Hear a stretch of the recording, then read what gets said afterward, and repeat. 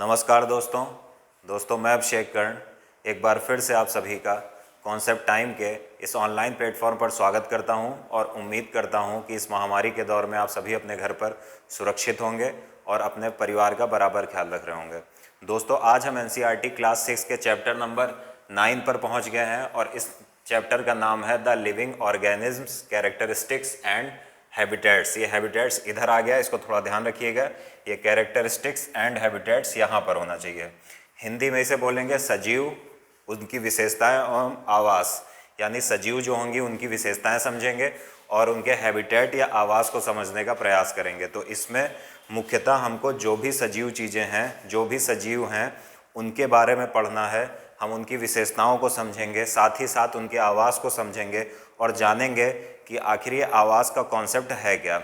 तो अच्छा, ये चैप्टर जो साइंस में दिया गया है, दरअसल अगर थोड़ा सूक्ष्म दृष्टि से देखें तो ये साइंस का चैप्टर ना होके, साइंस तो है ही है इसमें, लेकिन साथ ही साथ ये इन्वायरमेंट का चैप्टर बन जाता है, क्योंकि इसमें जो भी मामला पूरा दिया गया है, जो भी कंटेंट दिया गया है, वो साइंस की तुलना में इन्वायरमेंट के अधिक नज़दीक दिखता है। तो इन्वायरमेंट की भी हमारी समझ यहीं से बनेगी, इसी चैप्टर को पढ़ने के बाद से। तो चलिए बिना वक्त गवाए चैप्टर की शुरुआत करते हैं।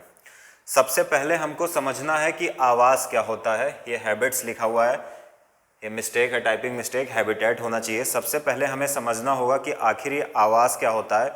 सामान्य शब्दों में आपसे कोई पूछता है कि आपका आवास कहाँ है, तो आप क्या करते हो? बताते हो अपनी कॉलोनी का नाम, अपने ज़िले का नाम, या अपने जो आप जिस मोहल्ले में रह रहे हो उसका नाम बताते हो। तो आवास लगभग वही होता है, क्योंकि आप ऐसे नॉर्मली जब आपसे कोई पूछता है कि आपका आवास कहाँ है या किसी जीव का आवास, तो कुछ लोग आवास से तात्पर्य उसके घर से लगाते हैं। तो घर नहीं लगाना है, बल्कि आवास एक बड़ा वर्ड है, उसको समझना है। तो चलिए देखते हैं। सबसे पहली बात अगर हम करें कि हैबिटेट या आवास क्या होता है, तो किसी सजीव, आवास क्या होता है, एक मिनट,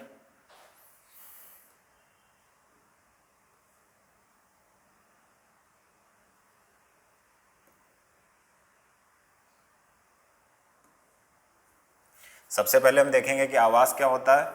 तो आवास किसी सजीव का वह स्थान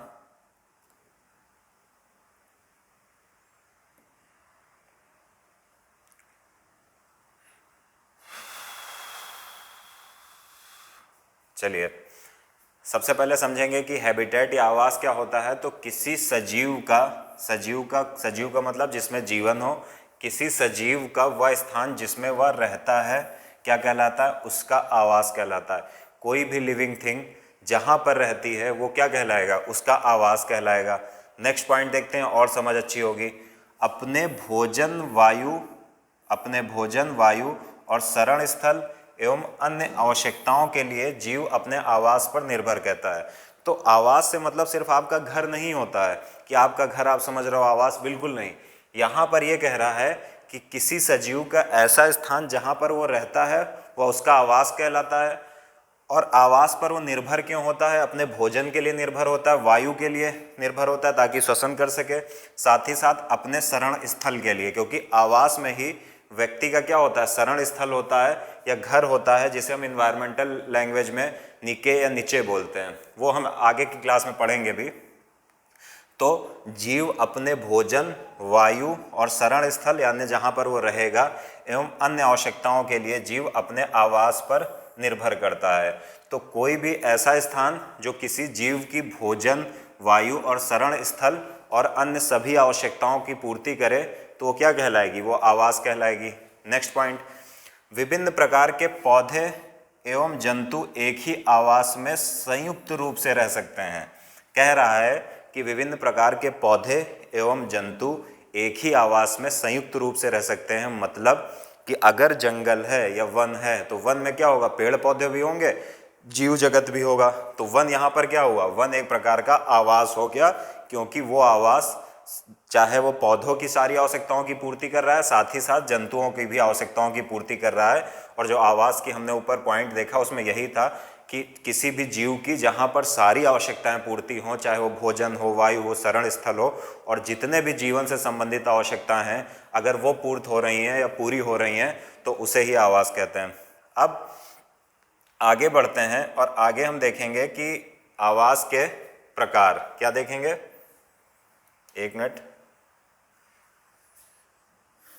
अब हम देखेंगे कि आवाज़ कितने प्रकार के होते हैं।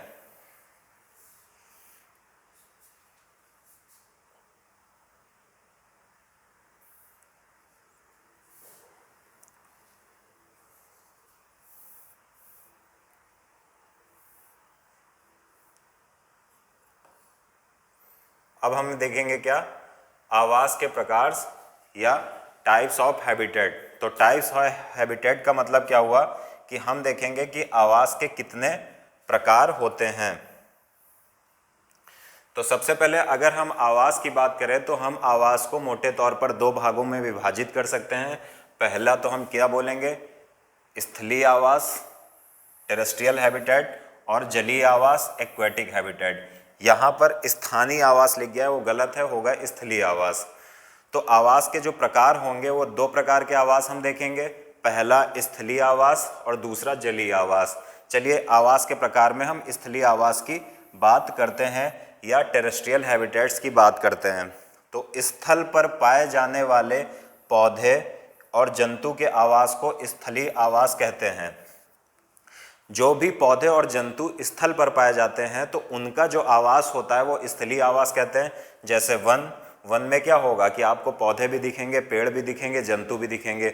साथ ही साथ अगर हम घास के मैदानों की बात करें, वहाँ पर घास भी दिखेगी, साथ ही घास को चरने वाले हिरण भी दिखेंगे। तो जीव रह रहे हैं प्लस वनस्पतियाँ भी हैं या पौधे और जंतु भी हैं, तो इनका आवास है।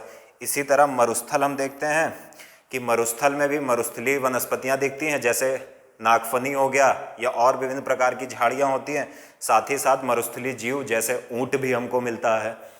आगे हम बात करें तटीय क्षेत्रों की, तो तटीय क्षेत्रों में भी हम देखते हैं कि अगर हम तटीय क्षेत्रों की बात करें तो वहाँ पर भी हम देखते हैं तटीय क्षेत्रों में भी बहुत सारी वनस्पतियाँ मिलती हैं और उन पर निर्भर जीव मिलते हैं। पर्वतीय क्षेत्र में भी यही मामला होता है। अगर तटीय क्षेत्रों में हम देखें तो तटीय क्षेत्र में सुंदरी नामक वृक्ष मिलते हैं, झाड़ियाँ मिलती हैं, ठीक है ना। मैंग्रोव वनस्पति मिलती है तटीय क्षेत्रों में या दलदली क्षेत्रों में, तटीय क्षेत्रों में जब हम जाएंगे। साथ ही साथ अगर हम पर्वतीय क्षेत्रों की बात करें तो पर्वतीय क्षेत्रों में भी तापमान कम होता है, इसलिए जो भी वनस्पति होगी वो मुलायम होगी। साथ ही साथ पर्वतीय क्षेत्रों में तापमान कम होगा, इसलिए क्या होगा, वहाँ के जो जीव होंगे वो रोएदार होंगे या उनकी जो त्वचा होगी वो मोटी होगी। क्यों मोटी होगी या रोए होंगे या बाल होंगे, ताकि पर्वतीय क्षेत्र की जो ठंडक है वो उससे बच सकें। नेक्स्ट जो आवाज़ के प्रकार में आता है, एक मिनट,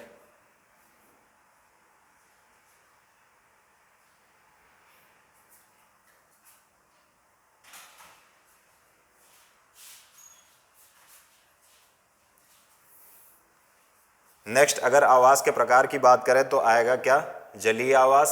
और जलीय आवाज़ जिसे इंग्लिश में हम बोलेंगे एक्वेटिक हैबिटेट।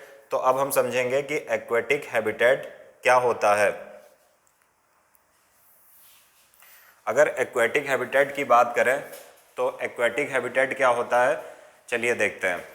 जहाँ पौधे एवं जंतु जल में रहते हैं उसे जलीय आवास कहते हैं। जलीय आवास कह रहा है कि जहाँ पर पौधे एवं जंतु जल में रहते हैं उसे जलीय आवास कहते हैं, जैसे जलाशय, ठीक है। इसी तरह आप दल देखते हो, झील देखते हो, नदी देखते हो।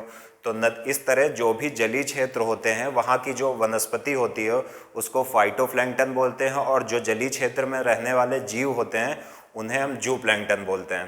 तो जो जूप्लैंक्टन या फाइटोप्लैंक्टन है जो दलदली या जलीय क्षेत्रों में पाए जाते हैं, उनके लिए ये जलीय क्षेत्र क्या करेगा, आवास का काम करेगा। इसीलिए आवास का दूसरा प्रकार क्या है, एक्वेटिक हैबिटेट या जलीय आवास। तीसरी हेडिंग हमें समझना है कि आवास के घटक कौन से होते हैं या कंपोनेंट ऑफ हैबिटेट्स क्या होते हैं। कि आवास के अगर हम घटकों की बात करें तो आवास को दो घटकों में मोटे तौर पर क्या किया जा सकता है, आवास को मोटे तौर पर दो घटकों में विभाजित किया जा सकता है। और वो दो घटक कौन से हैं, पहला घटक है उसमें जैविक घटक और दूसरा है अजैविक घटक।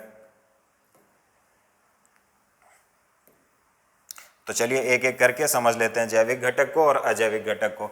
अगर हम बायोटिक कंपोनेंट्स की बात करें, ये स्पेलिंग यहाँ पर गलत है, यहाँ पर सही है। जैविक घटक या बायोटिक कंपोनेंट्स की बात करें तो वो कौन से होते हैं? किसी आवास में पाए जाने वाले सभी जीव, जितने भी जीव किसी आवास में पाए जाते हैं वो क्या होंगे? वो उसके बायोटिक कंपोनेंट्स या जैविक घटक होंगे, जैसे पौधे और जंतु। सीधी सी बात है, अगर कोई वन है तो वन में पौधे क्या है? सजीव हैं, साथ ही साथ जंतु भी क्या है? लिविंग है। तो किसी आवास में पाए जाने वाले सभी जीव और उसके जैविक घटक होते हैं, एग्जाम्पल पौधे और जंतु। अब अगर हम अबायोटिक कंपोनेंट्स की बात करें या अजैविक घटक की बात करें तो आवास में पाई जाने वाली निर्जीव वस्तुएं आवास के अजैविक घटक होते हैं। निर्जीव वस्तुएं कौन होगा? अगर वन है तो वन में कहीं पर चट्टान भी होगी, ठीक है, वन में मिट्टी या मृदा भी होगी, वन में वायुमंडल भी होगा, ठीक है, और वन में कहीं पर झील भी होगी, और सूर्य का प्रकाश भी वन में पड़ेगा, और सूर्य के प्रकाश में क्या होता है? लाइट एंड हीट होता है। तो ये सारी चीज़ें जो किसी आवास में पाई जाती हैं वो क्या होंगी? वो सारी होंगी अबायोटिक कंपोनेंट्स या निर्जीव वस्तुएं, या हम जिन्हें कहते हैं अजैविक घटक कहते हैं। अब जो हमको सबसे इम्पॉर्टेंट टॉपिक पढ़ना है आज की क्लास का, अगर मैं कहूँ आज के सेशन का, तो वो है कि एडेप्टेशन या अनुकूलन क्या होता है। तो चलिए अनुकूलन की अगर हम बात करें कि अनुकूलन क्या होता है, इसको थोड़ा विस्तार से समझते हैं। अब हम समझेंगे कि दरअसल ये अनुकूलन का कॉन्सेप्ट हम बार बार सुनते हैं कि अनुकूलन नहीं कर पा रहा है जीव, तो इसको समझते हैं क्या होता है। एडाप्टेशन जो है वो बड़ा ज़रूरी होता है किसी भी जीव के लिए अपनी परिस्थितियों से समझौता करने के लिए। कैसे? सभी जंतुओं और पौधों में कुछ विशिष्ट संरचनाएं होती हैं जो उसे उसके आवास में रहने के योग्य बनाती हैं। इसी विशेषताओं को क्या कहते हैं? अनुकूलन कहते हैं। ये कह रहा है कि सभी जंतु और पौधों में कुछ विशिष्ट संरचनाएं होती हैं। कुछ जंतु या हम कहें कि सभी जंतु या पौधों में कुछ विशेष संरचनाएं होती हैं जो उनको उनके आवास में रहने योग्य बनाती हैं। इसी विशेषता को अनुकूलन कहते हैं। अनुकूलन क्या हुआ? अनुकूलन क्या है? प्रकृति से संघर्ष है। संघर्ष मतलब प्रकृति को काटना नहीं है, मतलब कि अगर मानव ने क्या किया? मानव ने देखा कि प्रकृति में ठंडक हो रही है तो उसके अनुसार अनुकूलन करके उसने क्या बना लिया? उसने गर्म कपड़े बना लिए, ऊन के स्वेटर बना लिए, जैकेट बना ली। इसी तरह मानव ने देखा कि प्रकृति बारिश भी करती है तो मनुष्य ने क्या किया? रेनकोट बना लिया।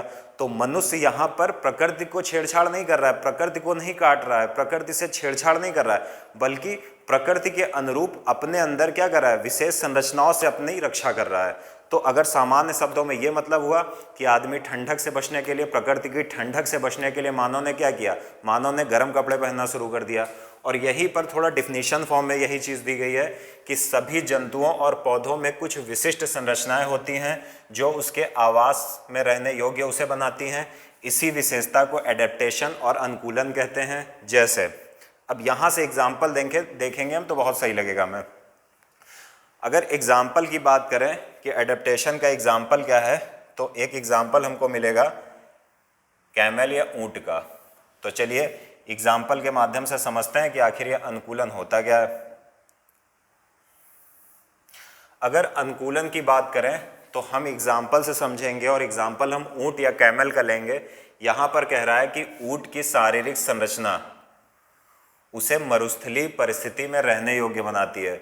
ऊंट में कुछ ऐसी शारीरिक संरचनाएं होती हैं जो उसे डेजर्ट में रहने योग्य बनाती हैं। जैसा कि आप जानते हो कि डेजर्ट में तापमान बहुत ज़्यादा होता है, डेजर्ट में जल की कमी होती है, तो ये सारी कमियां वहाँ पर होती हैं। तो देखते हैं कि ऊंट की ऐसी कौन सी शारीरिक संरचनाएं हैं जो उसे इस मरुस्थल में रहने योग्य बनाती हैं।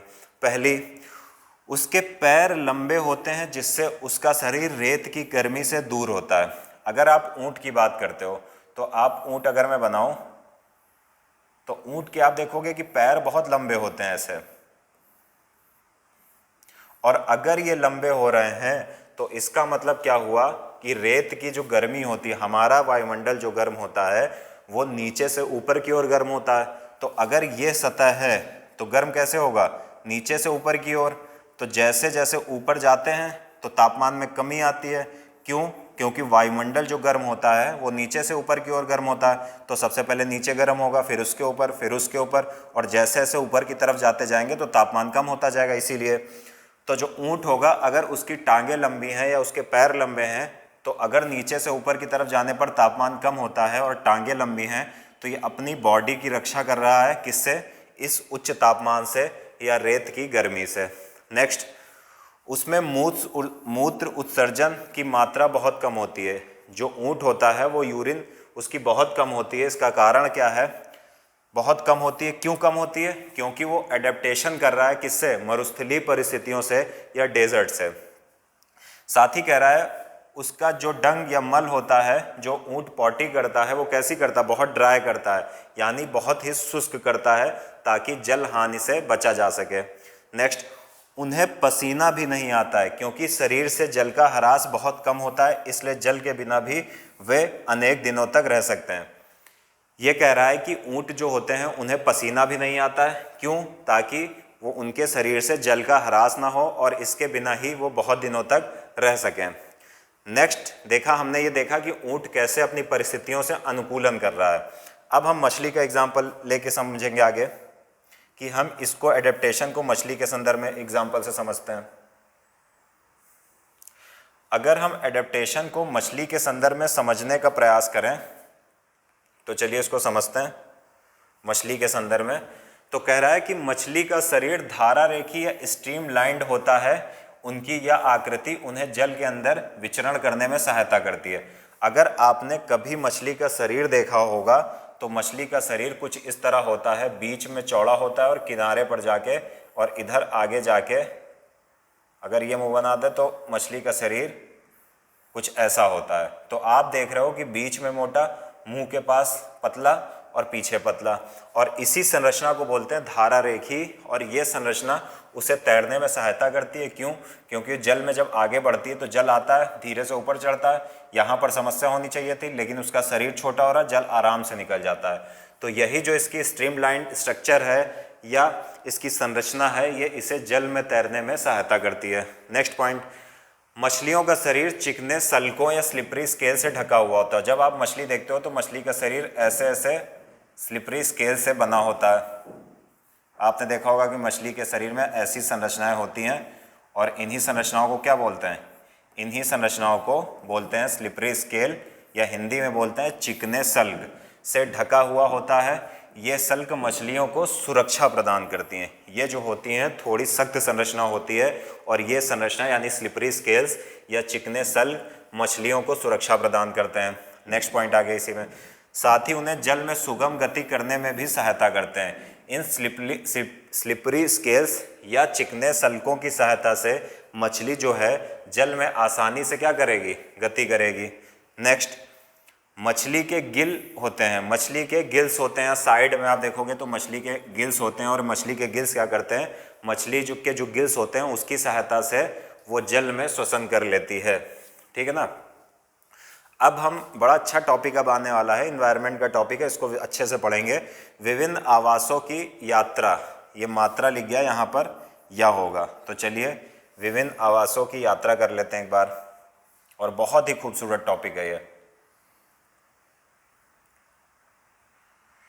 अब हम जब विभिन्न आवासों की यात्रा करेंगे, हम अपनी पृथ्वी को और सूक्ष्मता से देखेंगे। तो चलिए एक बार देखने का प्रयास करते हैं बड़ी सूक्ष्मता से, नज़दीकी से अपनी पृथ्वी को। तो सबसे पहले हम बहुत सारे आवासों की यात्रा करेंगे, जिसमें हम सबसे पहले अगर स्थलीय आवास की बात करें या टेरेस्ट्रियल हैबिटेट की बात करें तो उसमें सबसे पहला क्या आएगा? उसमें आएगा मरुस्थल या डेजर्ट। अब चूंकि हमारी पृथ्वी पर मरुस्थल भी पाए जाते हैं, तो मरुस्थल भी एक प्रकार का आवास हुआ। वन भी पाए जाते हैं, ऐसे बहुत सारे क्षेत्र पाए जाते हैं, घास क्षेत्र भी पाए जाते हैं, तो सभी आवास हुए। तो हम जो पहला स्थलीय आवास पढ़ेंगे वो मरुस्थल पढ़ेंगे। अब मरुस्थल में क्या होता है ये समझते हैं। मरुस्थल में तापमान अधिक होता है। पहली चीज़, आप चाहे थार का मरुस्थल राजस्थान में ले लो या कहीं का सहारा मरुस्थल वहाँ पर ले लो। आप कहाँ पर? साउथ अफ्रीका कह रहा हूँ, कह रहा हूँ अफ्रीका में देख लो सहारा मरुस्थल, या फिर अरब का मरुस्थल ले लो, या फिर भारत में आप थार मरुस्थल ले लो, या कहीं का भी आप मरुस्थल ले लो। वहाँ की खासियत क्या होती है? वहाँ पर तापमान क्या होगा? अधिक होगा। तो यहाँ पर टेम्परेचर अधिक होगा। दूसरी चीज़, मरुस्थल में तापमान इतना ज़्यादा होता है कि जो थोड़ा बहुत जल भी होता है उसका वाष्पीकरण हो जाता है, इवेपोरेशन हो जाता है। इसलिए यहाँ पर जो वाटर होगा वो बहुत कम होगा। तीसरा पॉइंट, घास और वनस्पति कम होती है। आप देखोगे कि मरुस्थल में बहुत ज़्यादा वनस्पति या घास नहीं होती है, मोटे तौर पर वहाँ पर झाड़ियाँ या श्रब्स पाई जाती हैं। आगे आते हैं और अब हम देखेंगे कि हमने ये एक आवास देखा, स्थलीय आवास मरुस्थल। अब हम देखेंगे कि जंतु या एनिमल्स, पौधे या प्लांट्स कैसे इस आवास में रहते हैं और कैसे अपने अंदर एडेप्टेशन या अनुकूलन करते हैं।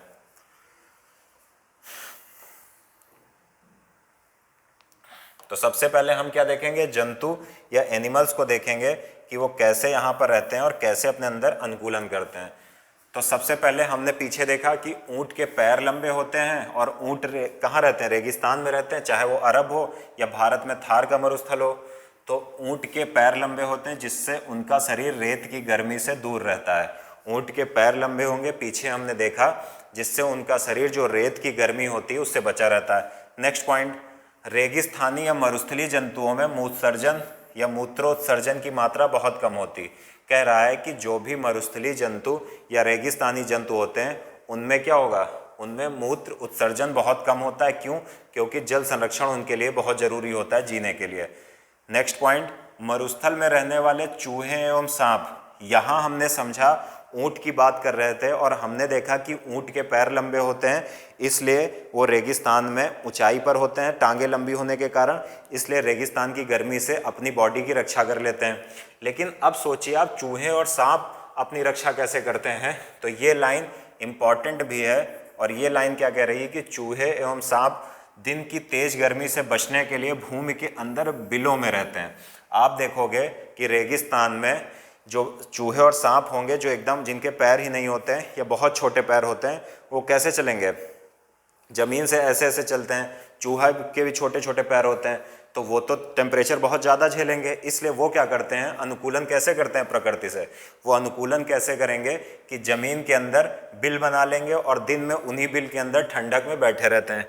रात्रि के समय तापमान में जब कमी आती है तो ये जंतु बाहर निकल आते हैं और इसीलिए कहा जाता है कि रेगिस्तान में रात में जाने वाला नहीं होता है। क्यों? क्योंकि इस प्रकार के जितने भी सर्प वर्प होते हैं वो रात में ठंडक में बाहर निकल आते हैं अपने बिलों से। नेक्स्ट हम देखेंगे कि रेगिस्तानी क्षेत्र के पौधे अपने अंदर एडेप्टेशन या अनुकूलन कैसे करते हैं। तो मरुस्थलीय पौधों में पत्तियां या तो अनुपस्थित होती हैं अथवा बहुत छोटी होती हैं, अथवा कुछ पौधों की पत्तियां कांटों या सूल का रूप ले लेती हैं। कह रहा है कि जो मरुस्थलीय क्षेत्र की जो भी वनस्पतियां होंगी या पौधे जो भी होंगे, उनकी जो पत्तियां या तो उनमें होती नहीं है। ठीक है, क्यों नहीं होती है? क्योंकि पत्तियों के द्वारा इवेपोट्रांसपिरेशन या वाष्पोत्सर्जन होता है, तो उससे जल की हानि होती है, इसलिए या तो पत्तियां उसमें होंगी नहीं और क्या होगा, वाष्पोत्सर्जन से बच जाएंगी। या फिर पौधों में पत्तियां या तो अनुपस्थित होती हैं या बहुत छोटी होती हैं। मरुस्थलीय क्षेत्रों में आप देखोगे कि पत्तियां जो होती हैं वो कांटों का रूप ले लेती हैं लगभग। क्यों? ताकि वाष्पोत्सर्जन से बचा जा सके। अथवा कुछ पौधों की पत्तियां कांटों या सूल का रूप ले लेती हैं, इससे पत्तियों में होने वाले वाष्पोत्सर्जन में होने वाली जल ह्रास में कमी आती। मैंने बताया कि अगर पत्तियां होंगी, बड़ी होंगी, तो इवेपोट्रांसपिरेशन होगा, और अगर इवेपोट्रांसपिरेशन या वाष्पोत्सर्जन होगा तो जल हानि होगी और पौधे सूख जाएंगे।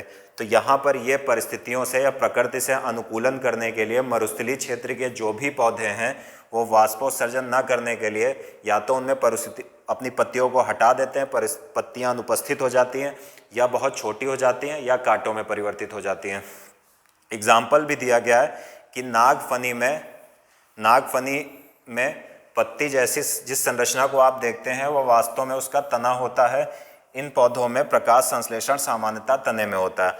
आप कभी अगर रेगिस्तानी क्षेत्र में जाइएगा तो आपको वहाँ पर नागफनी जैसी एक ऐसे संरचना दिखाई देती है और इसमें छोटे छोटे कांटे होते हैं। तो आप क्या देखोगे?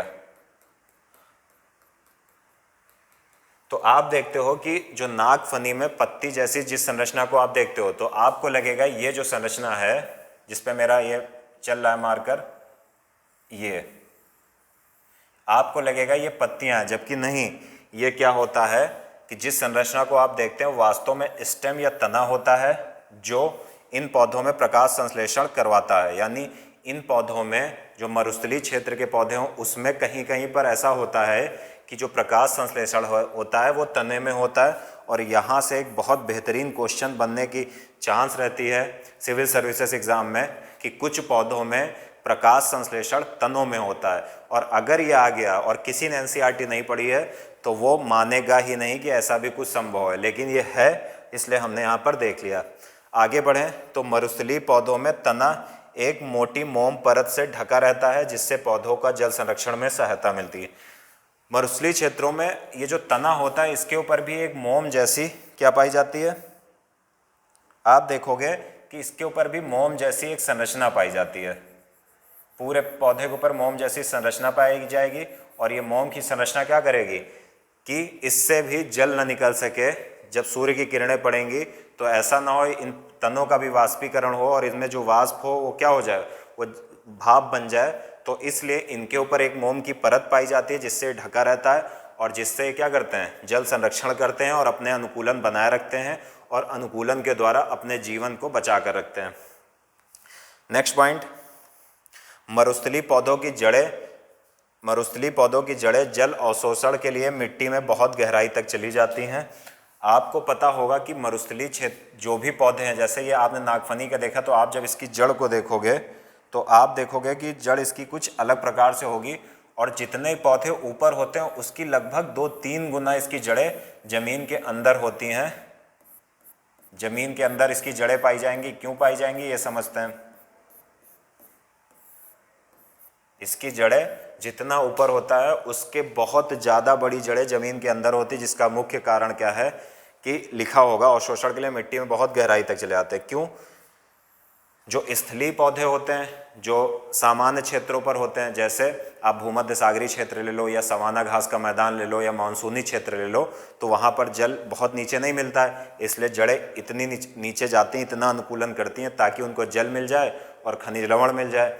लेकिन जो मरुस्थलीय क्षेत्र है वहाँ पर चूँकि जल की कमी होती है, इसलिए जल बहुत वाटर लेवल बहुत नीचे होता है, इसलिए जड़ों को क्या चाहिए, वाटर भी चाहिए। तो वो क्या करती हैं, बहुत नीचे तक आती हैं पानी की खोज में।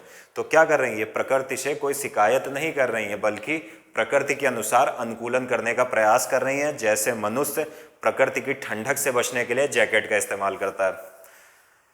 तो ये हमने देख लिया। अब दूसरा हम एक हैबिटेट देखेंगे, आवास देखेंगे पर्वतीय क्षेत्र का। तो पर्वतीय क्षेत्र की अगर हम बात कर लें तो अब हम कौन सा हैबिटेट देखेंगे, अब हम देखेंगे माउंटेन रीजन या पर्वतीय क्षेत्र। अब पर्वतीय क्षेत्र को चलिए देख लेते हैं। अगर हम पर्वतीय क्षेत्र को देखें तो पर्वतीय क्षेत्र को सबसे पहले अगर हमें देखना है तो उसकी कुछ विशेषताएं देख लेते हैं। ये आवास क्षेत्र यानी जो पर्वतीय आवास क्षेत्र हैं बहुत ठंडे होते हैं। क्यों? क्योंकि ऊंचाई अधिक होती है। पर्वत ऊंचाई, आप जो पर्वत पर जाओगे तो ऊंचाई पर पहुंच जाओगे, और चूंकि हमारी जो पृथ्वी होती है नीचे से ऊपर, जो वायुमंडल होता है वो नीचे से ऊपर की ओर गर्म होता है, तो सबसे ज़्यादा नीचे गर्म होगा, उससे ऊपर उससे कम गर्म, फिर कम गर्म, फिर कम गर्म, फिर कम गर्म। तो पहाड़ों पर इसलिए बहुत ठंडक हो जाती है।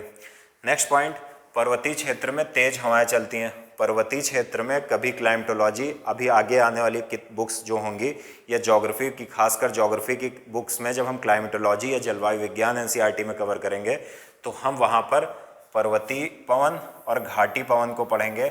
हम देखेंगे कि दिन के समय क्या होता है, दिन के समय पर्वत क्या होंगे, बहुत गर्म होंगे क्योंकि सूर्य की किरणें आएंगी।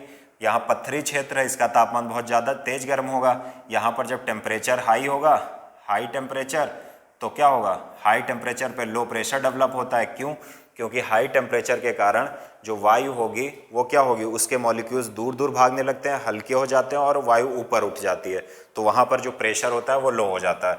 इसकी तुलना में अगर हम घाटी क्षेत्र की बात करें तो घाटी क्षेत्र में जब सूर्य की किरणें पड़ेंगी तो घाटी क्षेत्र में पौधे भी होते हैं, साथ ही साथ घाटी क्षेत्र में जलाशय भी होते हैं जहाँ पर जिनमें पानी भरा होता है, ऐसी बहुत सारी झाड़ियाँ वाड़ियाँ भी होती हैं। तो पहली बात तो जब सूर्य की किरणें आएंगी तो जल से वाष्पीकरण कर देंगी, तो वो जो उष्मा आई थी वो कम हो जाएगी। साथ ही साथ पौधों में वो इवेपोट्रांसपिरेशन या वाष्पोत्सर्जन करती हैं, इसलिए जो उष्मा आई थी उसकी बहुत ही काफ़ी मात्रा का क्षय वाष्पीकरण और वाष्पोत्सर्जन से हो जाता है। इसलिए घाटी क्षेत्र का तापमान पहाड़ी क्षेत्रों के तापमान की अपेक्षा क्या होगा, लो टेम्परेचर होगा। और क्या हो जाएगा लो टेम्परेचर से, हाई प्रेशर इसकी तुलना में। और जो पवन चलती है वो कैसे चलती है, वो हमेशा चलेगी कैसे, हाई प्रेशर से लो प्रेशर की ओर। तो घाटी से दिन के समय पहाड़ की तरफ हवा चलती है, ठीक है ना। तो तेज हवाएं ये आ रही हैं, ये हवा काफ़ी तेज आती हैं और रात्रि में इसका उल्टा हो जाता है। रात्रि में क्या होगा, पत्थर जितनी तेज गर्म होता है उतनी तेज ठंडक हो जाता है। तो रात के समय क्या होगा, रात के समय ये जो पर्वतीय क्षेत्र है इसका टेम्परेचर लो टेम्परेचर हो जाएगा और जो जब लो टेम्परेचर होगा तो हाई प्रेशर हो जाएगा। इसके विपरीत यहाँ पर चूंकि ये घाटी क्षेत्र है, पत्थर की तुलना में ये धीरे धीरे ठंडा होगा, इसका रात्रि में इसका हाई टेम्परेचर और लो प्रेशर बचेगा। तो हवा रात्रि में कैसे चलेगी, पर्वत से ठंडी हवाएं नीचे की तरफ आएंगी। तो ये पूरा पढ़ेंगे हम नेक्स्ट क्लास के एनसीईआरटीज़ में। तो इसलिए तेज हवाएं चलती हैं, चाहे वो पर्वतीय समीर हो ऊपर से नीचे तक या घाटी समीर हो नीचे से ऊपर की ओर। तो ये यहाँ पर होता है। साथ ही साथ कुछ क्षेत्रों में शीतकाल में हिमरेखा होता है। जिन पर्वतीय क्षेत्रों की कुछ क्षेत्रों में शीतकाल में हिमपात भी होता है, यानी आप देखोगे स्नोफॉल होता है। तो स्नोफॉल कैसे होगा, पर्वतों की ऊंचाई अधिक होगी और ऊंचाई पर जाने पे एक रेखा मिलती है जिसे हम कहते हैं क्या, आइस लाइन या हिमरेखा। हिमरेखा से ही बर्फ शुरू हो जाती है। तो पर्वत अगर ऊंचाई पर होंगे और तो यहीं पर पर्वत के आसपास क्या होगा, हिमपात भी होता है। इसको विस्तार से पढ़ेंगे कि कैसे वाटर जाता है, फिर वो हिम में बदलता है और फिर स्नोफॉल होता है, लेकिन अभी नहीं। अब एडॉप्टेशन अगर हम देखें कि जो पर्वतीय क्षेत्र या माउंटेन रीजन्स है ये बहुत ठंडे होते हैं, तेज हवाएं चलती हैं, हमने समझा। दूसरी बात, हिमपात होता है। अब हम देखेंगे कि यहाँ पर जो एनिमल्स या जंतु पाए जाते हैं वो इन परिस्थितियों के लिए कैसे अनुकूलित करते हैं अपने आप को। तो चलिए वो देख लेते हैं। तो सबसे पहले हम बात करेंगे एनिमल्स की या जंतुओं की। तो एनिमल्स की अगर हम बात कर लें सबसे पहले,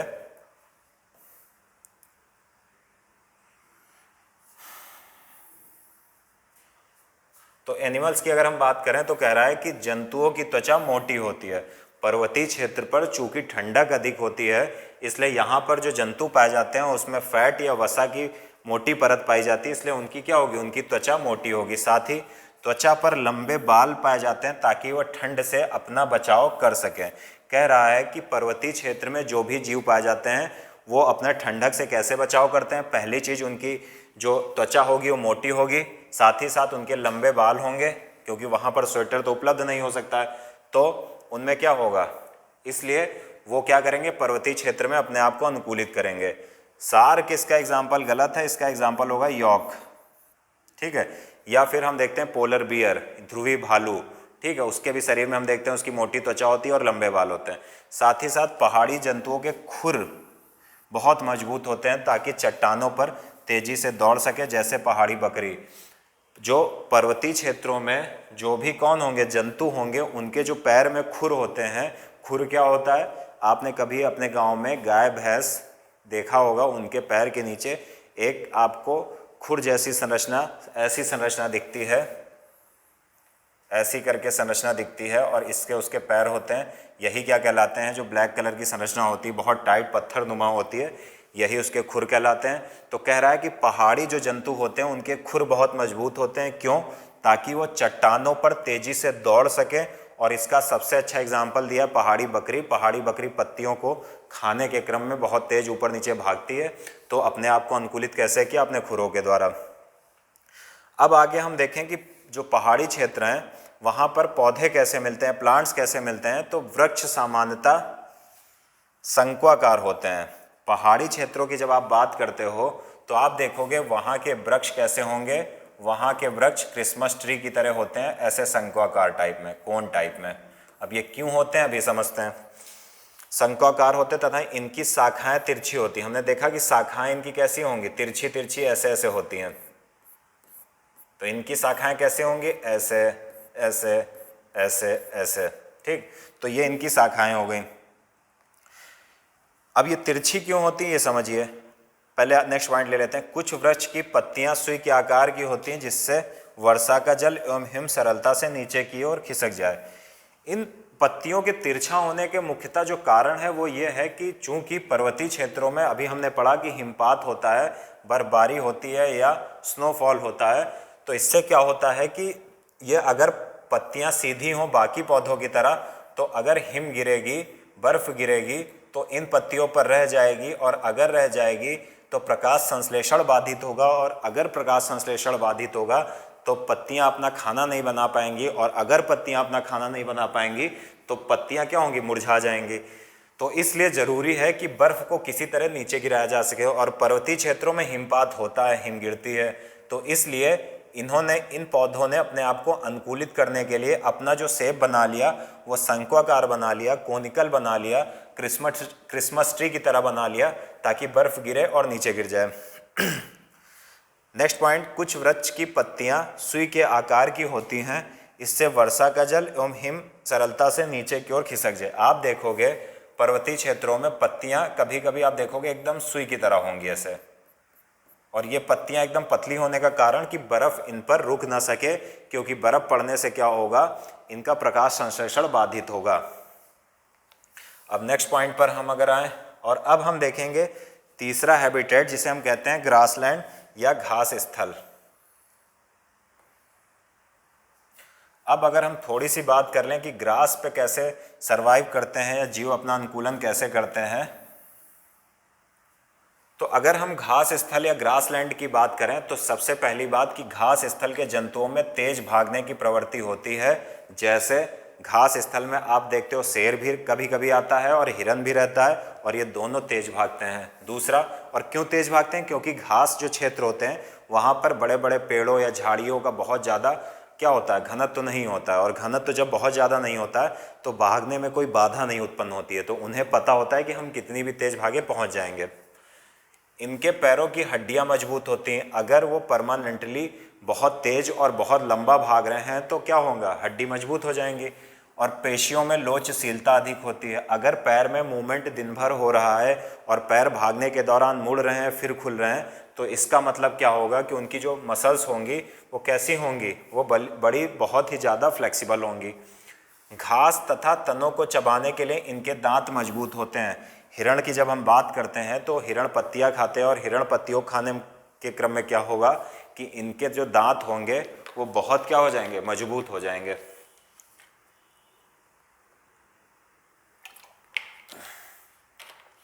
अब हम देखते हैं घास स्थल के कुछ हम जंतुओं को देख लेते हैं, कुछ एनिमल्स को देख लेते हैं।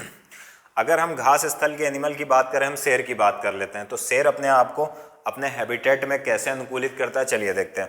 शेर वन में अथवा घास स्थल में रहता है तथा एक ऐसा शक्तिशाली जंतु है जो हिरण जैसे जंतुओं का शिकार कर उन्हें मार कर खा जाता है। जब आप शेर की बात करते हो तो शेर कहाँ रहेगा, शेर वन में रहेगा या ग्रासलैंड घास स्थल में रहेगा, और साथ ही साथ क्या करेगा, हिरण जैसे जो जंतु होते हैं जो शाकाहारी होते हैं उनको मारकर खा जाता है। अब शेर का कलर कैसा होता है, शेर मटमैला हल्के भूरे रंग का होता है, और इसका मटमैला रंग शिकार के दौरान उसे घास के सूखे मैदानों में छिपाए रखता है। शेर का जो कलर होता है, और जो घास के मैदान में आप देखोगे सूखी घासें होती हैं वो लगभग हल्के ब्राउन रंग की होती हैं, तो शेर उसी घास में छिपा रहता है और उसके शिकार हिरण को पता भी नहीं चलता है कि शेर वहाँ पर छुप रहा है। नेक्स्ट, चेहरे के सामने की आंखें उसे वन में दूर तक शिकार खोजने में सहायता करती होंगी। जब आप शेर को ऐसे देखोगे, शेर का मुंह देखोगे, तो शेर के ये कान हो गए, इनकी जो आंखें होती हैं वो सामने होती हैं। अब ये सामने क्यों होती हैं, अगर आंखें सामने होंगी तो एक जगह लक्ष्य पर केंद्रित होंगी और बहुत दूर तक देख पाएंगी। तो शेर के क्या है, शिकार का, शेर ने प्रकृति से कैसे अनुकूलित हुआ, अनुकूलित ऐसे हुआ कि उसकी आंखें सामने हैं और वो वन में दूर तक शिकार खोजने में सहायता उसको मिलती है अपनी आंखों के द्वारा। नेक्स्ट हम देखते हैं एक और जीव की बात कर लेते हैं जिसे हम हिरण कहते हैं। तो चलिए हिरण की बात कर लेते हैं। तो अगर हम हिरण की बात करें, हमने शेर देख लिया घास क्षेत्र में रहता है, आता है, इसी तरह हिरण भी शेर की तरह वन या घास स्थल में रहता है।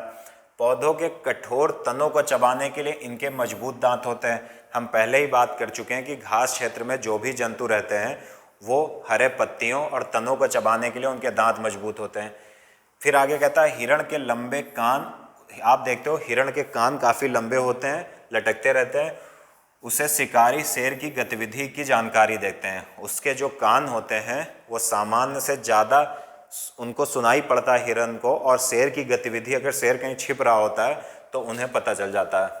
फिर कह रहा है इसके सिर के पार्श्व में लेटरल साइड में दोनों ओर स्थित आंखें, ये स्थिति गलत लिखा है, दोनों ओर स्थित आंखें प्रत्येक दिशा में देखकर खतरा महसूस कर सकती हैं। आपने शेर को देखा कि शेर की आंखें फ्रंट में होती हैं, लेकिन जब आप हिरन को देखोगे तो आप देखोगे हिरन की आंखें यहाँ साइड में होती हैं। और क्यों होती हैं? क्योंकि साइड अगर फ्रंट में होंगी तो सामने बहुत दूर तक देखेंगी, लेकिन अगर यहाँ पर साइड में होंगी तो फ्रंट भी देखेंगी और इधर भी देख लेंगी। इसलिए इनके सिर के लेटरल साइड या पार्श्व में दोनों ओर स्थित आंखें प्रत्येक दिशा में देखकर खतरा महसूस कर सकते हैं। तो ये हमने देखा कि शेर ने अपने आप को कैसे अनुकूलित किया और हिरण अपनी प्रकृति के साथ अपने आप को कैसे अनुकूलित कर रहा है। नेक्स्ट, अगर अब हमने स्थलीय आवास देख लिया, अब हम देखेंगे कुछ जलीय आवास या सम एक्वेटिक हैबिटेट्स। तो चलिए, अगर हम जलीय आवासों की बात करें तो पहला हम देखेंगे क्या? समुद्र या ओशियन। तो समुद्र या ओशियन को देख लेते हैं। अगर हम समुद्र या ओशियन की बात करें तो कुछ चीज़ें जानना बहुत ज़रूरी है। वो ये है कि सबसे पहले अगर हम देखें तो कहा गया समुद्री जंतुओं का शरीर धारा रेखी या स्ट्रीमलाइंड होता है, जिससे उन्हें तैरने में, ये यहाँ पर गलत लिखा हुआ है, जिससे उन्हें तैरने में मदद मिलती है। जैसे मछली, धारा रेखी का मतलब बीच में मोटा और किनारे पतला, जैसी मछली होती है। ठीक है, तो इसी को स्ट्रीमलाइंड होते हैं, और पीछे मैंने बताया भी कि कैसे इससे मदद मिलती है। नेक्स्ट पॉइंट, कुछ समुद्री जंतुओं का शरीर धारा रेखी नहीं होता है। कुछ ऐसे भी ओशियन में एनिमल्स या जंतु होते हैं जिनका शरीर क्या होगा? धारा रेखी नहीं होता है। वे समुद्र की गहराई में तलहटी में रहते हैं, वो समुद्र के तल में रहते हैं तथा अपनी ओर आने वाले शिकार को पकड़ते हैं। जिनका शरीर धारा रेखी नहीं होता है वो क्या करेंगे? समुद्र के तल में रहेंगे और अपनी तरफ शिकार का इंतज़ार करते हैं। जब कोई शिकार आता है तो उसको पकड़ लेते हैं। जब वे जल में चलते हैं तो अपने शरीर को धारा रेखी बना लेते हैं, जैसे स्क्विड्स एंड ऑक्टोपस। ये कह रहा है कि समुद्र में कुछ ऐसे जीव होते हैं जो धारा रेखी जिनका शरीर होता है वो तो आराम से तैर लेते हैं। कुछ ऐसे जीव होते हैं जिनका शरीर धारा रेखी नहीं होता है, तो वो क्या करते हैं? तल में रहते हैं, तलहटी में रहते हैं समुद्र की, और जीव का इंतजार करते हैं। जब कोई जीव आता है उसका शिकार कर लेते हैं। लेकिन यही जीव जो तल में रहते हैं वो जब चलते हैं तो अपने शरीर को धारा रेखी बना लेते हैं।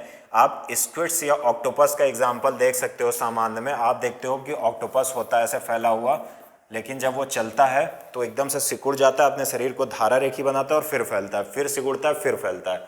तो यहाँ पर वही कहा गया है। नेक्स्ट, जंतुओं में गिल, जैसे मछली में गिल्स होती हैं जल में श्वसन के लिए, और मछली श्वसन कैसे करती हैं? जल में ऑक्सीजन की कुछ मात्रा घुली रहती है, जिसे डिज़ोल्व्ड ऑक्सीजन कहते हैं, जल में घुलित ऑक्सीजन कहते हैं। कुछ जंतुओं में गिल होते हैं जैसे मछली, वो जल में घुली हुई जो ऑक्सीजन है गिल्स की सहायता से उसी ऑक्सीजन को लेकर श्वसन करती हैं।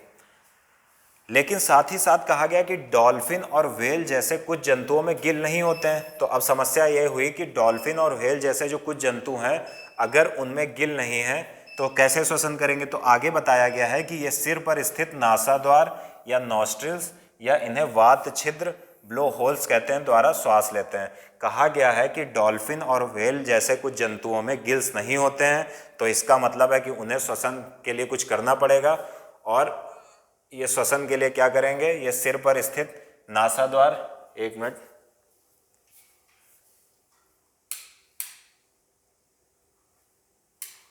तो अगर हम बात करें तो ये क्या करेंगे? ये सिर पर स्थित नासाद्वार या नॉस्ट्रिल्स या वात छिद्रों या ब्लाउज होल्स द्वारा श्वास लेते हैं।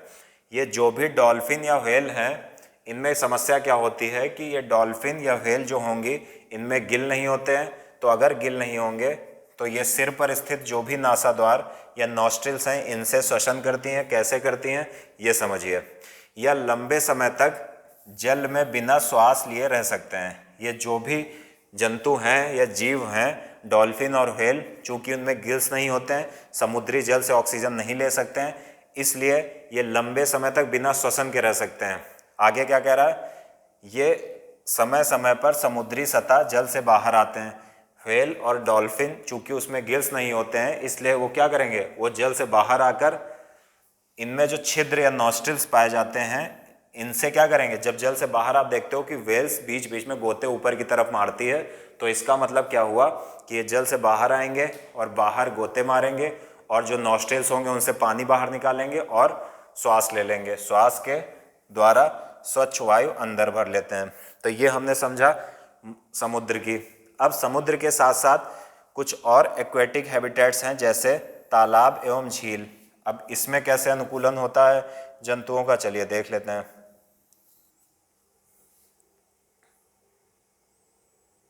अब हम देखेंगे कि तालाब और झील में सजीव अपने आप को कैसे अनुकूलित करता है। तो चलिए, तो कहा गया है कि जलीय पौधों की जो जड़ें होती हैं वो जलाशय की तलहटी के मिट्टी में स्थिर होती हैं। जो जलीय पौधे आपको जल में दिखते हैं, उनकी जो जड़ें होती हैं वो जो जलाशय के नीचे जो तल होगा उसी में जकड़ी रहती हैं या उसी मिट्टी को पकड़कर अपने आप को स्थिर करके रहती हैं। नेक्स्ट पॉइंट, स्थलीय पौधों में जड़ मिट्टी से, देखिए क्या कह रहा है, ये बड़ा इंपॉर्टेंट पॉइंट है। ये कह रहा है कि स्थलीय पौधों में जड़ जो है वो मिट्टी से जल एवं खनिज पोषकों के अवशोषण का महत्वपूर्ण कार्य करती है। हमने पीछे के चैप्टर्स में पढ़ा कि स्थलीय जो भी पौधे होते हैं उसमें जो जड़ होती है वो क्या करती है, जल को अवशोषित करके खनिज लवण को अवशोषित करती है और जाइलम के द्वारा वो जल कहाँ तक पहुँचता है, पत्तियों तक। परंतु जलीय पौधों में जड़ें आकार में बहुत छोटी होती हैं। उनका मुख्य कार्य पौधों को तलहटी में जमाए रखना होता है। अरे सीधी सी बात है कि स्थलीय पौधों में जड़ें इसलिए लंबी होती थी ताकि जल की प्राप्ति हो सके, या मरुस्थल में जो नागफनी मिलता है उसकी जड़ें बहुत गहराई तक होती हैं। क्यों? ताकि जल की प्राप्ति हो सके। और जब जल में ही पौधा है तो ऐसा तो है नहीं कि जल की प्राप्ति हो नहीं रही है, तो जड़ें बस इसलिए होती हैं ताकि वो तल से अपने आप को बांधे रख सके। ठीक है ना, एक मिनट। तो समझ आई बात? कह रहा है कि जो जलीय पौधों की जड़ें होती हैं वो आकार में बहुत छोटी होती हैं। उनका मुख्य कार्य पौधों को तलहटी में जमाए रखना होता है। इसका मतलब ये हुआ कि स्थलीय पौधों की जो जड़ें थी उनमें क्या होता था कि जल की प्राप्ति के लिए वो बहुत अंदर तक जाती हैं। मरुस्थल में तो पौधे के भी 3 गुना या 2 गुना नीचे तक होती हैं। लेकिन अगर हम जलीय पौधों की बात करें, जल तो चारों तरफ भरा है, इसलिए उनकी जड़ें बहुत गहरी नहीं होती। नेक्स्ट पॉइंट, जलीय पौधे का तना लंबा, खोखला एवं हल्का होता है। जलीय पौधों में आप देखोगे कि जो उसका तना होता है वो कैसा होता है, जलीय पौधों में तना लंबा होगा, ये देखिए मैंने देखा, ठीक है। उसके साथ ही खोखला होता है एवं हल्का होता है। ये तना बहुत खोखला और हल्का होता है तथा जल की सतह तक वृद्धि करता है। हमने देखा कि ये पौधा देखिए जल की सतह तक वृद्धि कर रहा है, जबकि पत्तियां एवं फूल जल की सतह पर प्लवन करते रहते हैं। ये पौधा ऊपर तक आता है और फिर आप देखोगे कि फूल कैसे खिलेगा, फूल ऐसे खिलेगा और इसी के साथ पत्तियां भी ऐसे जल में क्या करती रहेंगी, जल में प्लवन करती रहेंगी। तो जलीय पौधे में क्या होगा, पत्तियां एवं फूल जल की सतह पर प्लवन कर रहे हैं। ठीक है, नेक्स्ट पॉइंट, एक मिनट इसको ऊपर कर लेते हैं। तो जो नेक्स्ट पॉइंट है चलिए उसको देखते हैं। अब अगर हम देखें कि यहाँ तक हम देख चुके हैं कि फूल जल की सतह पर प्लवन करते रहते हैं। नेक्स्ट पॉइंट, कुछ जलीय पौधे जल में पूर्ण रूप से डूबे रहते हैं। ऐसे पौधे के सभी भाग जल में वृद्धि करते हैं। लेकिन कुछ ऐसे जलीय पौधे हैं, प्लांट्स हैं, जो जल के ऊपर तक नहीं आते हैं बल्कि जल में डूबे रहते हैं। आपने कभी गाँव के तालाब में या किसी जलाशय में देखा होगा कि कुछ ऐसे पतली पतली धारियाँ टाइप की कुछ वनस्पतियाँ होती हैं जो जल में पाई जाती हैं, और जब आप देखोगे नीचे हाथ डाल के खींचते हो तो लंबी लंबी सी फीते जैसी आकृति में बाहर निकल आती हैं। तो ये उन्हीं वनस्पतियों की बात कर रहा है कि ऐसे पौधे के सभी भाग जल में वृद्धि करते हैं। इनमें से कुछ पौधों की पत्तियां सक्रिय होती हैं, पतली पतली फीते जैसी, और पतले रिबन की तरह होती हैं या बहते जल में सरलता से मुड़ जाती। चूँकि पतली पतली पत्तियां होती हैं तो जिधर जल की धार आती है उधर मुड़ जाती हैं। नेक्स्ट पॉइंट, जलीय जंतुओं के पिछले पैर लंबे और मजबूत होते हैं। जितने भी जलीय जंतु होते हैं उनके पीछे वाले पैर लंबे और मजबूत होते हैं, जैसे मेढक, इन्हें जिन्हें नहीं होगा यहाँ पर, होते हैं जो इन्हें छलांग लगाने और शिकार पकड़ने में सहायता करते हैं। जैसे मेढक हुआ, जलीय जीव है, मेढक तो स्थल पर भी रहता है, जल पर भी रहता है, ठीक है। तो इसमें क्या कह रहा है कि जो जलीय जीव होते हैं, जो जलीय जंतु होते हैं, उनके पिछले पैर लंबे और मजबूत होंगे। क्यों? ताकि ये छलांग लगा सके और शिकार पकड़ सके। उनके पिछले पैरों में उनके पिछले पैरों में जाल युक्त पैर की अंगुलियां होती हैं जो उन्हें तैरने में सहायता करती। जाल युक्त पैर मतलब अगर आप मेढक को देखोगे तो मेढक के पैर कैसे होंगे? ऐसे ऐसे। अगर मेढक का पिछला पैर होता है, मजबूत होता है, साथ ही साथ उसमें ऐसे जाल होंगे, ठीक है। ये जाल जैसी संरचना होती है। क्यों? ये उन्हें जल में तैरने में सहायता करती है। मेढक की जो पिछले पैर होंगे उसमें आप देखोगे कि जाल युक्त पैर होगा, संरचना होगी जो उसे तैरने में क्या करेगी? उसकी सहायता करेगी। तो ये हमने समझ लिया। अब आगे बढ़ते हैं। अब फिर से बहुत अच्छा टॉपिक आ रहा है जो आप किसी भी एग्ज़ाम की तैयारी कर रहे हो उसको जानना जरूरी है, क्योंकि क्वेश्चन आता है ऐसे छोटे छोटे टॉपिक से और आप समझ नहीं पाते हैं। सजीव के सामान्य लक्षण, common characteristics of living things. पहला फूड। सजीव के हमको लक्षण जानने हैं कि सजीव मतलब जिसमें भी जीव हो या जीवन हो, उनको क्या कहेंगे? उन्हें हम सजीव कहेंगे। तो यहां पर हमको सजीव के सामान्य लक्षण देखना है।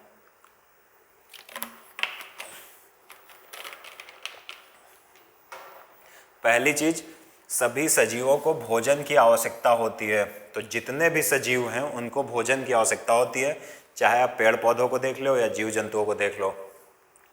भोजन सजीवों को उनकी वृद्धि के लिए आवश्यक ऊर्जा प्रदान करता है।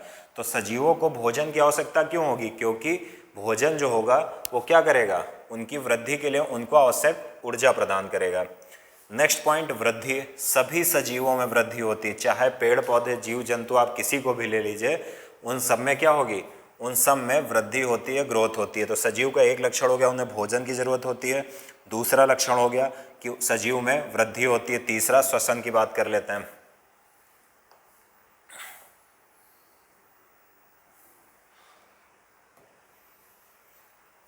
अगर हम श्वसन की बात करें सजीवों में, तो ये बड़ा इंपॉर्टेंट टॉपिक है कि इसमें एक दो नई चीज़ें हमें आज पता चलेंगी। पहली चीज़, श्वास लेना श्वसन क्रिया का एक हिस्सा है। जो हम सांस लेते हैं वो पूरी श्वसन क्रिया का एक हिस्सा है, क्योंकि श्वसन क्रिया बड़ी क्रिया है, उसमें सांस लेना उसका एक पार्ट है। श्वसन में अंदर ली गई वायु की ऑक्सीजन की कुछ मात्रा का उपयोग होता है।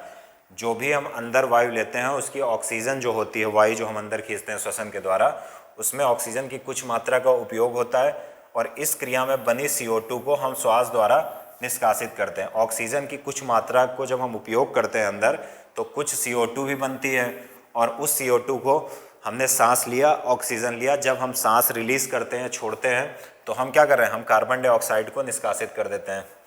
नेक्स्ट पॉइंट, पौधे की श्वसन क्रिया में गैसों का आदान प्रदान। ये जान लीजिए कि पौधों की श्वसन क्रिया में भी पौधे भी श्वसन करते हैं और गैसों का वायुमंडल से आदान प्रदान करते हैं। कैसे? देखते हैं। गैसों का आदान प्रदान मुख्यतः उनकी पत्तियों द्वारा होता है। पौधों की जो पत्तियां होती हैं उनमें छोटे छोटे रंध्र पाए जाते हैं, छेद पाए जाते हैं, जिन्हें पोर्स बोलते हैं। और उन पोर्स से क्या होगा? पत्तियां सूक्ष्म रंध्रों द्वारा या पोर्स द्वारा वायु को अंदर ले लेती हैं। ये जो पौधे की पत्तियां होती हैं, ये रंध्रों या जो छोटे छोटे पोर्स होते हैं उनसे क्या करती हैं? वायु को अंदर ले लेती हैं तथा ऑक्सीजन का उपयोग करती हैं। और जब ऑक्सीजन का उपयोग करती हैं और कार्बन डाइऑक्साइड वायुमंडल में निष्कासित कर देती, तो ऑक्सीजन का उपयोग करेंगी, कार्बन डाइऑक्साइड बनेगी, उसको रिलीज कर देंगे। तो अभी तक ये बड़ा इंपॉर्टेंट पॉइंट है, क्योंकि हमने सुना था कि पौधे कार्बन डाइऑक्साइड को लेकर ऑक्सीजन छोड़ते हैं, लेकिन हमें उल्टा पता चल रहा है कि पौधे श्वसन क्रिया में ऑक्सीजन लेते हैं, कार्बन डाइऑक्साइड छोड़ते हैं। दोनों चीज़ें सही हैं। अब अंतर समझिए दोनों में क्या है। प्रकाश की उपस्थिति में पौधे वायुमंडल की CO2 का उपयोग भोजन बनाने के लिए करते हैं। प्रकाश की उपस्थिति में पत्ती के पोर्स खुलते हैं और कार्बन डाइऑक्साइड पहुंचती है, भोजन बनाने के लिए करते हैं तथा ऑक्सीजन छोड़ते हैं। ठीक है, ये हमने समझ लिया। ये प्रकाश संश्लेषण के बारे में बात कर रहा है, फोटोसिंथेसिस के बारे में बात कर रहा है कि प्रकाश संश्लेषण में पौधे वायुमंडल की कार्बन डाइऑक्साइड को लेते हैं, भोजन बनाते हैं और उससे ऑक्सीजन रिलीज होती है, उसको छोड़ देते हैं और इसीलिए बोला जाता है कि पौधे अधिक से अधिक लगाइए। और वर्तमान में कोविड या कोरोना के दौर में इस ऑक्सीजन की महत्ता हमें समझ में भी आ रही है। श्वसन क्रिया, नेक्स्ट पॉइंट, श्वसन क्रिया दिन और रात दोनों में ही चलती रहती है। कह रहा है कि जो श्वसन क्रिया होगी ये दिन और रात दोनों समय पर चलती रहेगी, ठीक है ना। नेक्स्ट पॉइंट, भोजन बनाने की प्रक्रिया में निष्कासित ऑक्सीजन की मात्रा। जब हम भोजन बनाते हैं, या सॉरी, पौधे जब भोजन बनाते हैं तो भोजन बनाने में क्या करते हैं, कार्बन डाइऑक्साइड लेते हैं, अपनी प्रकाश संश्लेषण की क्रिया करते हैं और ऑक्सीजन को रिलीज कर देते हैं। पौधों द्वारा श्वसन में ली गई ऑक्सीजन की अपेक्षा बहुत अधिक होती है। ये कह रहा है कि पौधे प्रकाश संश्लेषण में जो ऑक्सीजन रिलीज करते हैं और श्वसन क्रिया में जो ऑक्सीजन लेते हैं, इसमें बहुत बड़ा अंतर होता है। यानी पौधे बहुत ज़्यादा मात्रा में प्रकाश संश्लेषण क्रिया में ऑक्सीजन बनाते हैं और श्वसन में उसकी बहुत छोटी मात्रा का प्रयोग करते हैं। तो इसका मतलब फिर भी अगर आप देखो तो सरप्लस मामला रहता है, यानी पौधे हमारे वायुमंडल को ऑक्सीजन बहुत बड़ी मात्रा में देते हैं। नेक्स्ट पॉइंट, अनुक्रिया। तो हमने समझ लिया कि सजीव की एक प्रक्रिया ये भी है कि सजीव रेस्पिरेशन या श्वसन भी करते हैं। अब हम देखेंगे कि सजीव की एक चौथी क्रिया भी है जिसे हम कहते हैं अनुक्रिया या रिस्पॉन्ड। और ये क्या है, तो अगर हम अनुक्रिया को समझें कि अनुक्रिया क्या है, तो अनुक्रिया को हम समझते हैं, जब आपके पैर के नीचे कांटा आ जाए, आपके पैर के नीचे कांटा आता है, आप क्या करते हो, तुरंत पैर उठा लेते हो, या आपकी उंगली में कोई नुकीली चीज़ चुभ जाए आप हटा लेते हो या फिर आप अंधेरे स्थान से अचानक तेज़ धूप में आ जाओ, आप अंधेरे कमरे में बैठे हो, अचानक तेज़ धूप में आ जाओ कमरे से, तो आपकी आंखें बंद हो जाएंगी। तो आप बाह्य वातावरण में आप क्या कर रहे हो, एकदम से आपके बाह्य वातावरण में परिवर्तन आ गया, तो आप बाह्य वातावरण में परिवर्तनों के प्रति अनुक्रिया करते हैं, ठीक है। आप क्या कर रहे हो, आप जब अचानक आप अंधेरे कमरे से बाहर सूर्य के प्रकाश में आ गए तो आपकी आंखें बंद हो गई, तो सूर्य का जो प्रकाश था वो बाह्य वातावरण था, आपने अनुक्रिया या रिस्पॉन्ड कैसे किया, आपने आंखें बंद करके। वातावरण में होने वाले परिवर्तन को उद्दीपन कहते हैं। तो वातावरण में जो परिवर्तन हो रहा है अंधेरे कमरे से उजाले सूर्य के प्रकाश में आने में, ये क्या हुआ, इसी को बोलते हैं स्टिमुलाई या उद्दीपन। इसी तरह तो सजीव का एक लक्षण अनुक्रिया करना भी हुआ कि अगर सुई चुभेगी तो हम एकदम से हाथ उठाएंगे, रिस्पॉन्ड करेंगे। इसी तरह हम पेड़ पौधों की बात करें तो आपने एक छुई का पौधा सुना होगा जिसे गुल मेहंदी भी बोलते हैं। इसकी पत्तियां छूने पर अचानक मुरझा जाती हैं।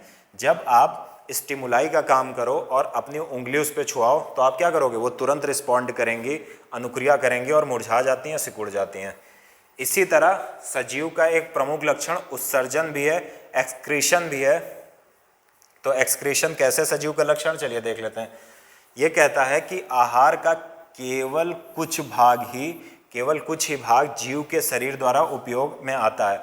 हम जो भी आहार लेते हैं या जो भी सजीव हैं वो जो भी आहार लेते हैं उसका केवल कुछ ही भाग वो प्रयोग में अपने लाते हैं। नेक्स्ट पॉइंट, भोजन के बचे हुए शेष भाग का, जो भाग उन्होंने प्रयोग कर लिया वो तो सही है, लेकिन कुछ शेष भाग भी बचता है, वे अपशिष्ट के रूप में शरीर से बाहर निकाल देते हैं। यानी जो हमने भोजन ग्रहण किया, जो भी सजीव भोजन ग्रहण करते हैं तो उसका जो भी भाग प्रयोग करने वाला था प्रयोग कर लेते हैं, उस भोजन का अवशेष भी बचता है जिसे हम अपशिष्ट पदार्थ कहते हैं। सजीव अपने शरीर से उसे बाहर निकाल देते हैं। नेक्स्ट पॉइंट, सजीवों द्वारा इन अपशिष्ट पदार्थों के निष्कासन के प्रक्रम को उत्सर्जन कहते हैं। कह रहा है कि सजीव द्वारा जो भी शरीर में भोजन में जो न इस्तेमाल होने वाली चीज़ें हैं, जिनको हमारे शरीर ने इस्तेमाल नहीं किया है, उनको क्या करते हैं सजीव, जो बाहर निकालते हैं, और इसी प्रक्रम को एक्सक्रीशन या उत्सर्जन कहते हैं। और इसीलिए कहा गया है, पीछे हमने पढ़ा भी है कि सजीव क्या करता है, जो भी भोजन का अपशिष्ट पदार्थ है वो नियमित रूप से अच्छे ढंग से बाहर निकलता रहे। इसीलिए भोजन में फाइबर की मात्रा होना बहुत ज़रूरी है, जल की मात्रा होना बहुत ज़रूरी है, पीछे हमने पढ़ा है। नेक्स्ट पॉइंट, पौधे भी उत्सर्जन करते हैं। पौधों में अपशिष्ट पदार्थ पौधे के कुछ विशेष भागों में संग्रहित हो जाते हैं। आप देखते हो कि पौधे भी उत्सर्जन करते हैं। जो पौधे जब एक्सक्रीशन या उत्सर्जन करते हैं तो ये उत्सर्जित पदार्थ उनके भागों में, कुछ भागों में संग्रहित हो जाते हैं और कुछ बाहर निकल भी आते हैं।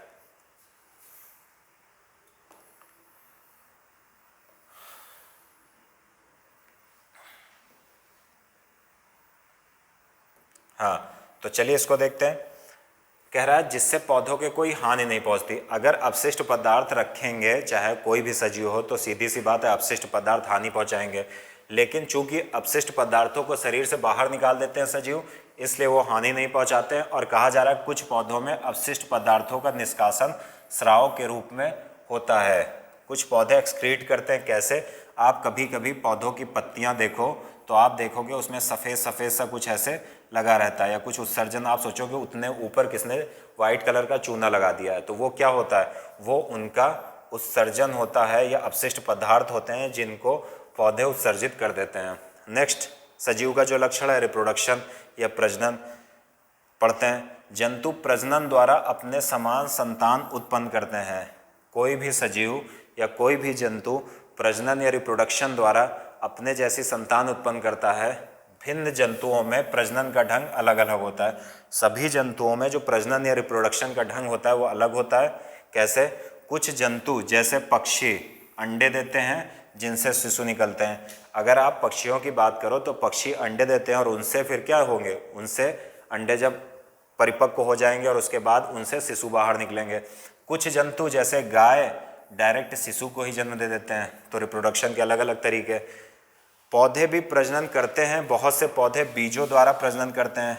यहाँ पर कह रहा है कि प्लांट्स जो हैं वो भी प्रजनन करते हैं। कैसे करते हैं? रिप्रोडक्शन कैसे करते हैं? कुछ पौधे बीजों द्वारा प्रजनन करते हैं। एग्जाम्पल, गेहूं का पौधा। पौधे बीज उत्पादित करते हैं, हम उन्हें अंकुरित करके नए पौधे उगा सकते हैं। जैसे गेहूं को हम खेत में बोते हैं और उससे क्या होता है? उससे नए पौधे निकल आते हैं। इसी के साथ कह रहा है कि कुछ पौधे बीज के अतिरिक्त अपने कायिक भागों द्वारा नए पौधे उत्पन्न करते हैं। उदाहरण, आलू के कलिका वाले भाग में क्या पौधे बनते हैं? ये कुछ अलग आ गया है, इसको नहीं करना। आलू के कलिका वाले भाग, इस यहाँ तक।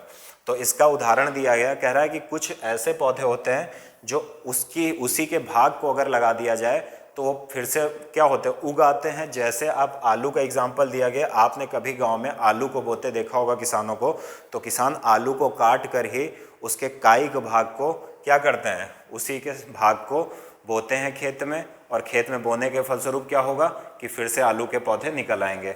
तो कुछ कैसे हो रहे हैं? कुछ बीजों से, कुछ कायिक भागों से। कुछ पौधे कलम या कटिंग्स द्वारा भी उगाए जाते हैं, जैसे गुलाब या मेहंदी।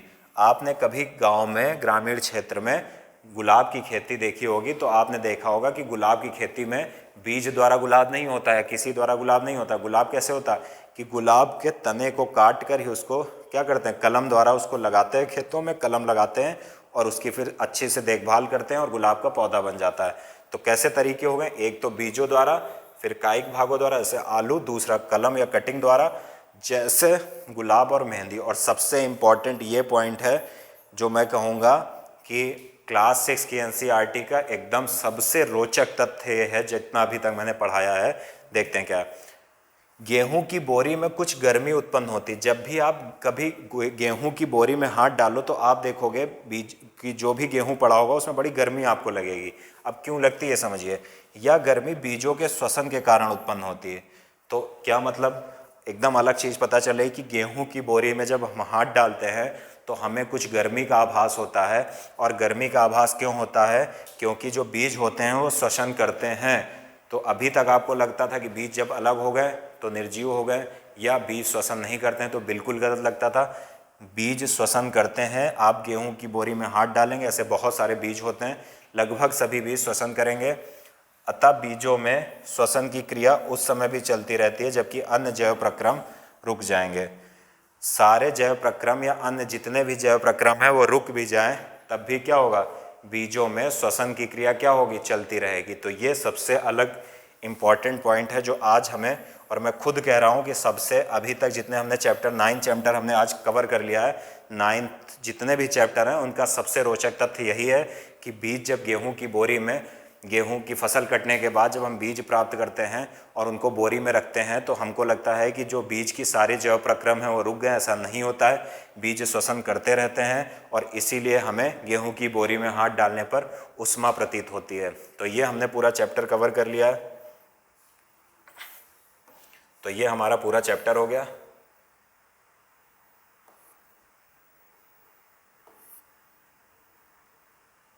तो ये हमारा जो चैप्टर था इसका नाम क्या था? The living organisms, characteristics and habitat, सजीव विशेषताएं एवं आवास। ये हैबिटेट उधर होगा। तो उम्मीद है ये चैप्टर जो 9 है ये आपको समझ में आया होगा। यदि आपको चैप्टर समझ में आया, वीडियो अच्छी लगे तो लाइक करिए, चैनल को अधिक से अधिक सब्सक्राइब करिए और अधिक से अधिक शेयर करिए ताकि अन्य लोग भी इसका फ़ायदा उठा सकें। धन्यवाद, नमस्कार।